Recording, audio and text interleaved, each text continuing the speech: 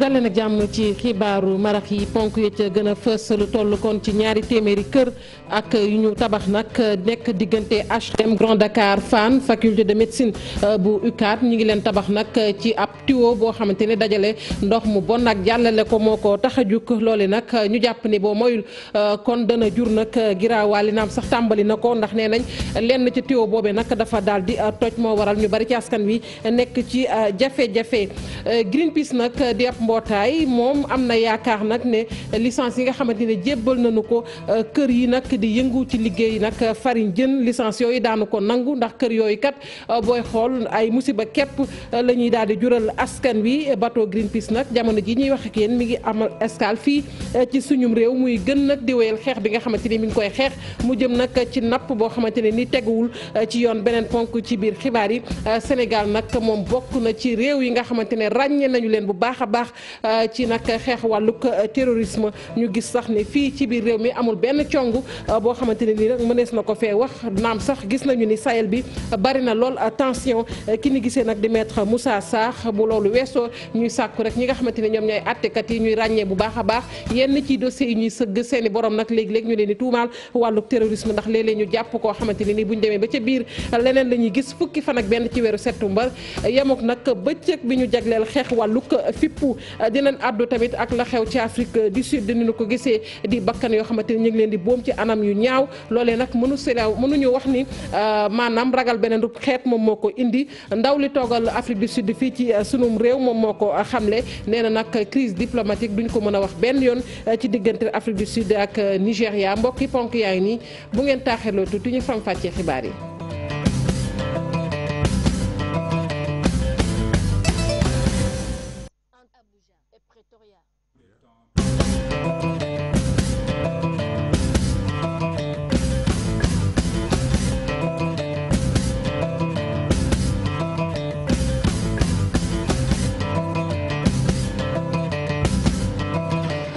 dale nag jàmm ci xibaaru marax yi ñu doore ko rek ak ni ñu ko junjee woon ci ndoxteel yi muy ñaari téeméer ci kër yoo xamante ne nii nag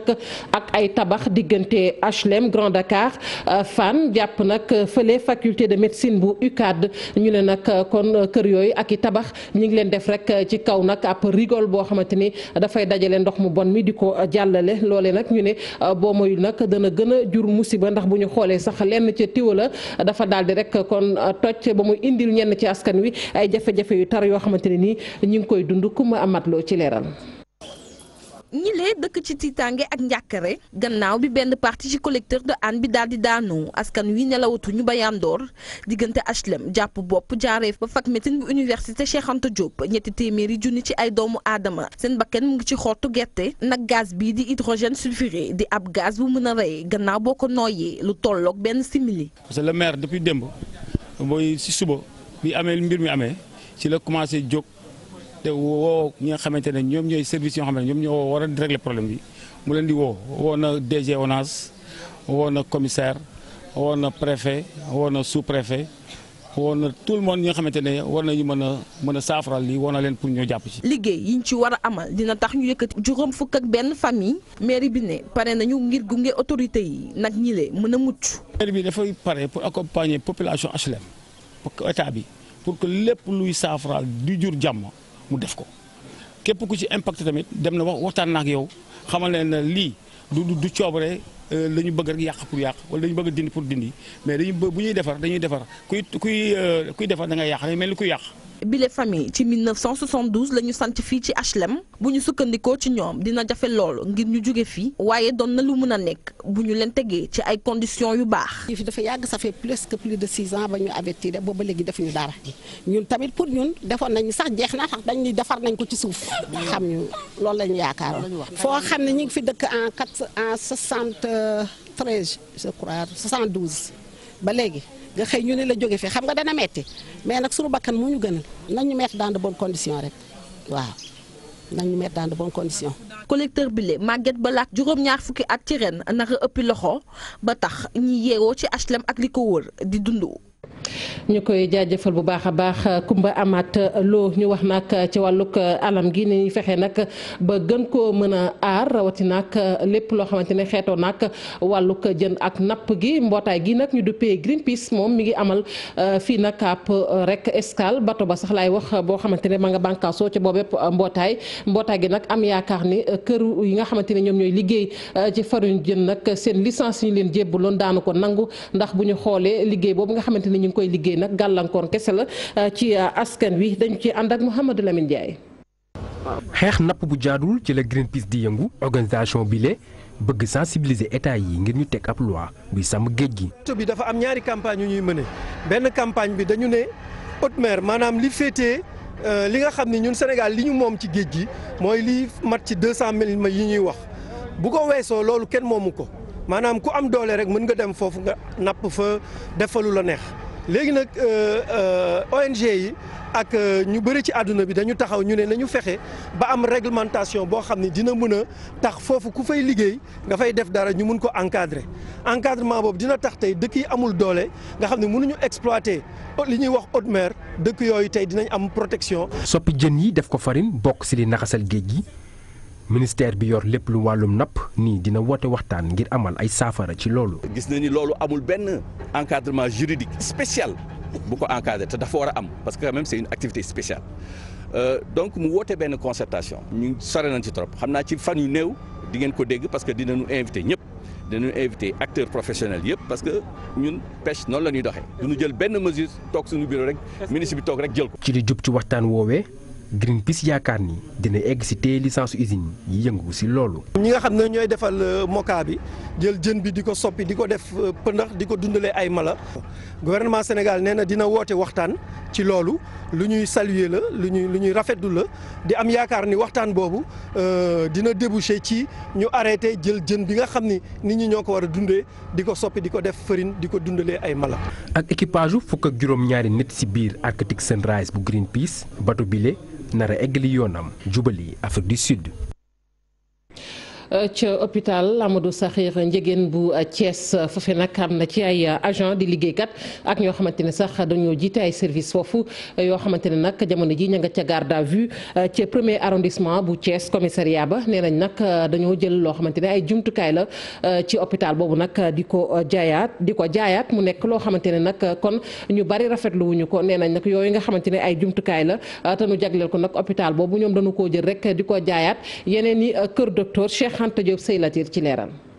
mbuxum ak sàcc ay produits yi ñuy jëfandikoo ngir way feebar yi moom la ñu nemmeeku ci hôpital Amadou Sakhir Ndiéguène bu Thiès di ab brancardier nekkoon ci service médecine interne la ñu teg loxo ginnaaw bi mu doon rawale mbir mi doon génn ci bunt bi ci la ko gardien teg loxo mu yoroon nag ubbi li ñuy wax ubbi oxygène yi nga xamante ne moom la ñuy jëfandikoo ci bloc opératoire yi wala ci service réanimation bi ñu ko yóbboo ci police premier arrondissement bu Thiès ci la joxe ay tur yoo xamante ne nee nañ ñooñi ñoom ñoo ko sant ngir mu di ko def di ko rawale ngir ñu mën koo jaay mu joxoon ci baaraam ab tuumale kii di chef service su maintenance ak chef bu département froid nekk ci hôpital Amadou Sakhir Ndiéguène bu Thiès nee na ñooñu ñoom ñooy bopp bi waaye directeur hôpital Amadou Sakhir Ndiéguène di Babacar Mané bi mu yëgee mbir mi nag porte na plainte ba jamono yi nag ñi nga xamante ne la ñu njort ne mbir mi de ñoom ñoo ko def ñi ngi jamono yi ci garde à vue ci commissariat premier arrondissement bu Thiès yenn ci ay xibaar yoo xamante ne jot nañu ko ci ñuy liggéey ci hôpital Amadou Sakhir Ndiéguène bu Thiès nee nañ am na sax ay syndicalistes yoo xamante ne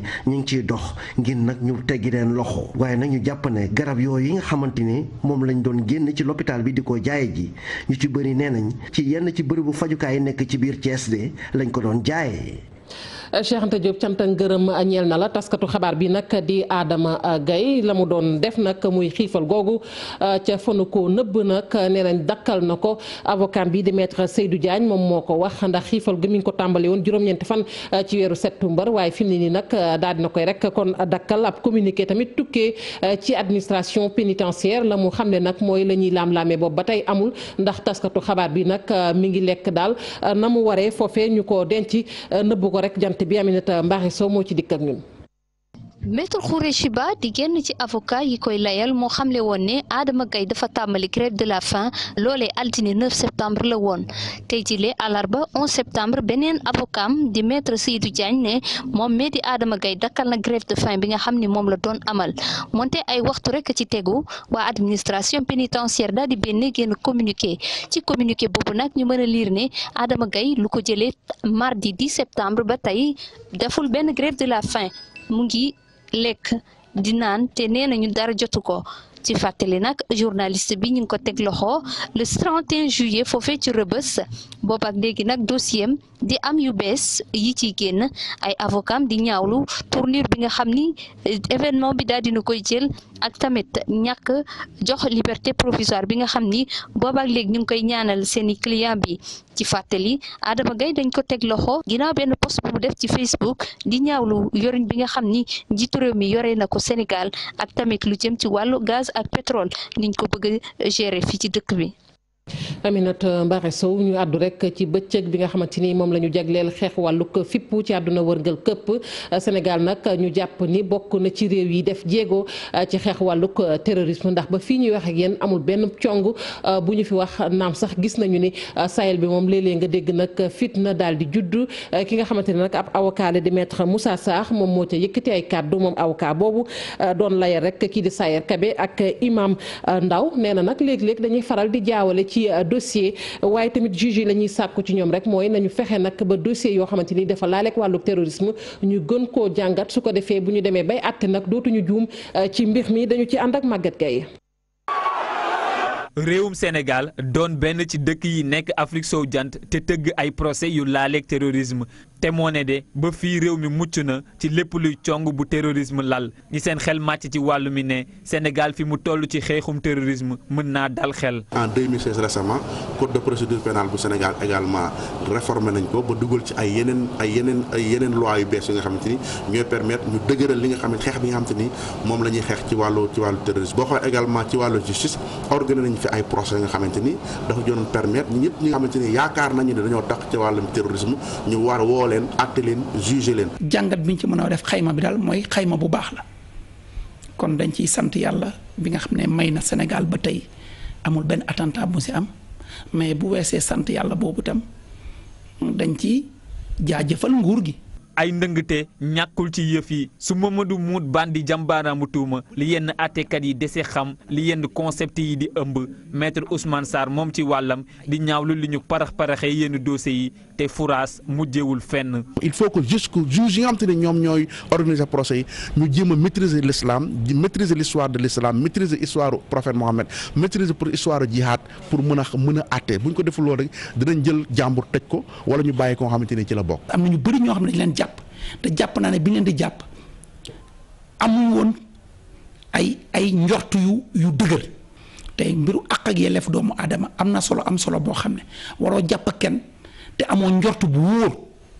boo xam ne mën nga ci indi après firnde. gannaaw coow lu rëy lu jóge woon ci yenn dossier yu laale woon ak terrorisme ab tekkaaral lañu seetlu jamono yii sunu sukkandikoo ci taskatu xibaar bi di Mout Bane xeex jëmale ci terrorisme mësula dakk dafa laaj ñu def ko rek ci tekk. cellule de lutte entre le terrorisme CLAT ak Cisco ñoo ñëpp ay organes la xamante ni état bi dina leen a créé pour ñuy xeex wàllu terrorisme xeex bi nag du xeex bu ànd ak folklore du xeex bu ànd ak jéebaane xeex bu ñuy xeex ci suuf la ba am ay éléments yu dëgër ñu soog a saisir justice presse bi soog see mën a jot. terrorisme doon ñombe mu yëngal àdduna bi yëpp fi mu ne benn réew mucc si Sénégal naam mi ngi wéy di xeex bi la ñaawteef waaye ñi seen xel màcc ci wàllu wi dëppoo nañ ni danger bi jarta soofantal ndax mi ngi ci réew mi ba léegi. ñi wax ci mbënn mi nga xamante ne nag lëmbe na ci réew mi rawatina ak ci yenn gox yi fii ci Ndakaaru moom kenn waxatu ko mbënn moomu nag waa plateforme bi ñu duppee aar li ñu bokk ñoom nag ña ngi koy naqarlu nee nañ dara waralu ko lu dul nag yorin boo xamante ne nii yorin bu bon la dëppoowul ak yoon loole nag ñu mel ni dañ ciy joxañ rek baaraam ñi nga xamante ne ñoom ñooy kilifa yi ngànk nguur mi waaye tamit gis nañu ñu bari ci askanu Sénégal jafe-jafe yu metti ñi dund nag dara tamit waralu ko lu dul rek sunu nag ressource nañu ko yore ñoom waa aar li ñu bokk ñuy doon janook taskatu xibaar yi dañu ci ànd ak Fatimata Touré Lamine Mandiang. ci ayu bés yi ñu génn ñu nemmeeku ni taw yi bëri na fii ci Sénégal loole nag indi inondation bu bëri plateforme nag aar lu ñu bokk di ko ñaawlu moom nag li muy exiger rek mooy ay mesures yu gaaw jëm rek ci dimbali population bi. taw yu bëri yi nga xam ne ràññee nañ ko fan yii passé taw yoo xam ne jur na ay musiba ci askan wi di profité ci occasion bi di wax askan wi ne seen métit mooy suñu métit. seen naxar mooy suñu naxar ñu ngi naxarlu bu baax a baax li nga xam ne moom mooy nekkin bu métti bi nga xam ne maanaam taw yi jur na ko ci quartier yu bëri ci gox yu bëri ci Sénégal. moom plateforme bi la sax dafa jàpp ni état du Sénégal am na ci part de responsabilité. aar li nu bokk dafa jàpp ne bu ñu saytu woon alalu Sénégal rawatina phosphatam wurusam zirconwam alalu biir géejam ak ñoom seen buñ ko saytu woon saytu win bu mucc ayib kon tey jii nii kenn du wax jafe-jafe waa Grand Yoff kenn du wax jafe-jafe waa Rufisque. loolu nag moo waral plateforme aar lu ñu bokk jàpp ni xeex bi dafa war a doon pour ñëpp moo tax rek muy woo population bi ngir rek ñu ñëw daal di jàpp ci seen xeex. foo jël ñun waa aar lu ñu bokk ñu ngi tàllal loxo bépp doomu Sénégal. ci sa métit ci sa jafe-jafe ndaxte dafa jot jafe-jafe yooyu yëpp ndey bi benn la mooy suñu wurus mooy suñu phosphate mooy suñu jën mooy suñu zircon ak ñoom seen saytu wuñ ko saytu win bu mucc ayib. ajjuma bi ñu dëgmal ñoom plateforme aar lu ñu bokk dinañ daati def marche jëm ca place de l'obélisque li ko wund mooy daati rek réclamer lépp lu nga xam ne bonne gouvernance la waaye tamit transparence ci ressources naturelles yi ñoom nag woo nañu askan bi yëpp ñu daati ñëw teewee manifestation bi lee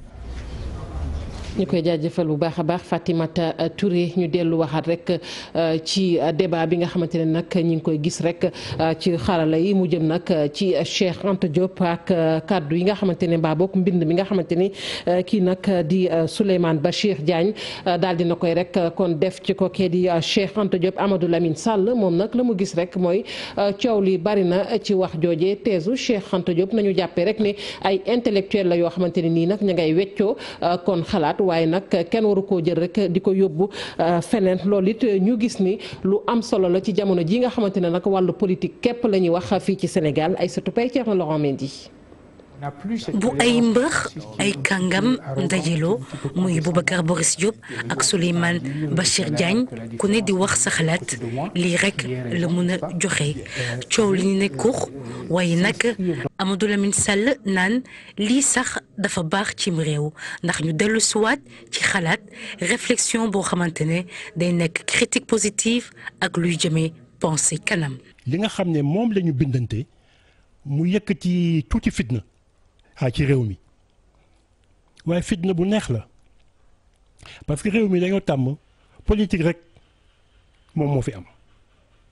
ñu yeewu gis ñaari doomu réew mi bind ay bind yu rafet andi ay xalaat yu kowe ñu jàng ci lu bare. Amadou Lamine Sall di recadré waat. li nga xam ne moom la ñu war a def mooy continuer liggéey boobu andi leneen lu bees andi leneen loo xam ne. raw na li nga xam ne moom la Cheikh Anta Diop andi moom la Léopold Sédar Senghor andi moom ñu fexe ba ñi nga xam ne yàlla mel na leen xam-xam tey ñuy sigil Sénégal di sigil Afrique ñu yokk xalaat bi. mu yokk si itam ne. Felwine Sarr muy def liggéey bu rafet mook Achille Bembe benn xaritam ñu ngi sigil xam-xam ñu ngi xeex waaye nag xeex bi des na. ñu ngi bind lu rafet ci wax lu rafet waaye dañoo tabaxagul daal loo xam ne lu bees la. insufflé waat souffle bu bees li nga xamante ne moo di réflexion bi nekk lu gën ndaxte dañuy yokk xarmi karaw ba pare nag jéggi waaye itam dem fa mu gën a sore ñi nga xamante ne moom la ñu si mel ne Léopold Sédar Senghor ak yeneen i kàngam doon xalaate. waxoon nañ ko ci ponk yi muy la xew ci Afrique du Sud ñu gis rek ay doomu aadama yuy boom seeni moroom loole nag ñu bëgg koo jël rek wékk ci ragalum xeet. ambassadeur di ndaw li toogal Afrique du Sud fii ci suñum réew nag nee na bu ko kenn ngàll foofu nag du ragalum xeet nañ jàpp rek ne foofee ci Afrique du Sud ndaw ñi nag ñoo daal di kon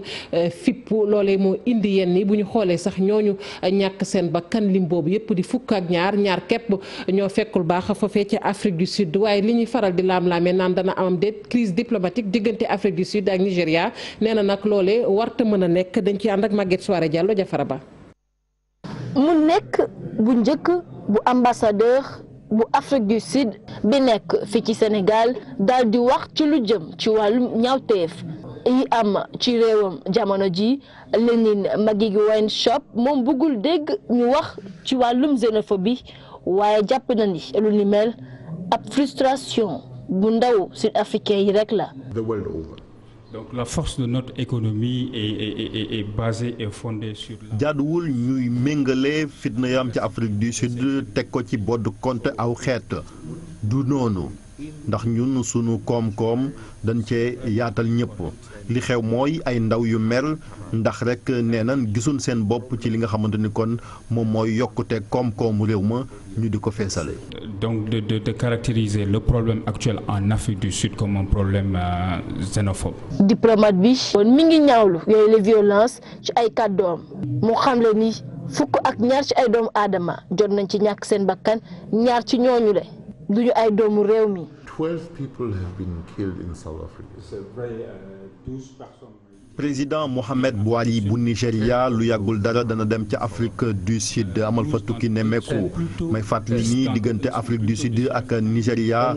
daanaka lu ñaaw xaju ci ndax ñooy réew yi ëpp doole ci wàllu koom-koom ci Afrique ku ci nekk yaa ngi ciy bay sawar te muy Nigéria ak yeneen réew yi dugal nañ seen loxo ci xeex apartheid 1994 ba léegi kon ñi ngi liggéey suñ diggante ñaari réew yooyu ba rataxal suñ diggante. Heureusement nous avons pas décompté de Sénégalais parmi eux.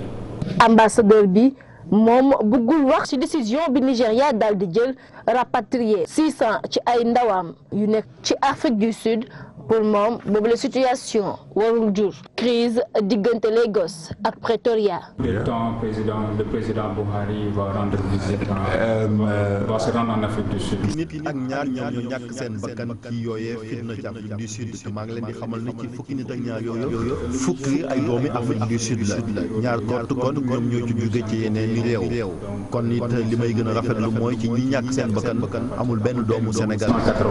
We have worked very closely with Nigeria. Nous avons vraiment travaillé de manière très étroite avec le Nigeria. ambassadeur bi dolli si itam ni Afrique yëpp ñoom dañoo xeex ngir apartheid daal di dakk sa Afrique du Sud moom jàpp na ni ci réewum Nelson Mandela surnom bu arc-en-ciel bi ñu leen jox dañu koy dund bés bu nekk. rek la nu koy jeexalee ak ñeenteelu nag bi yoon génération foot kon di daal di bokk rek ci Ligue des champions africaine loole nag mu nekk jongante boo xamante ne war naa dox seen diggante ak équipe bu Égypte bi ci Aserji la war a doon ki nga xamante ne nag moom mooy chargé communication bu génération foot am na nag yaakaar ne génération foot nag mën na caa am ndam waaye mi ngi sàkku rek ci waa fédération sénégalaise bu football nag lépp loo xamante ne dañ koy def rek ñu daal di koy teg ci yoon Talla Fall ñu teewlu ko ci micro ay Satou Gueye Ba. lépp luñ ci mën ak liñ ci war a def ñu ngi koy def donc xale yi ñu ngi entraîné staff bi lépp lu mu war a def ñoom it ñu ngi ci taxaw ñu ngi entraîné di wut ay matchs amicaux di jouer ak équipe nationale A bu Saliou Dia donc yooyu yëpp ñu ngi ci vraiment donc c'est vrai que préparation bi doon gën moo doon nga am matchu championnat mais bu fekkee ne amuloo matchu championnat tu fais avec ce que tu as donc sous la main. Maintenant c'est vrai que match buy metti lay doon Zamalek du équipe bu ndaw équipe bu gagné 5 titres continentaux la donc li wóor ba wóor mooy ñun aussi tamit am nañu ay arguments parce que match aussi tamit ci terrain lañ koy gagné du ci ay kayit donc liñ ci mën a wax daal mooy que ñi ngi préparé wu en conséquence te xam ne ça va être un grand match. xam nga boo jëlee entraîneur. ma ngoog mu nekkoon Talla Fall yore rek communication bu Génération Foot mbokk yi fii la ñuy ndar keppe xibaaru maraxi jaajëfal leen bu baax a baax léegi dama koy daal di rek kon delloo Aram Touré mu wéy ci Soir d'Info.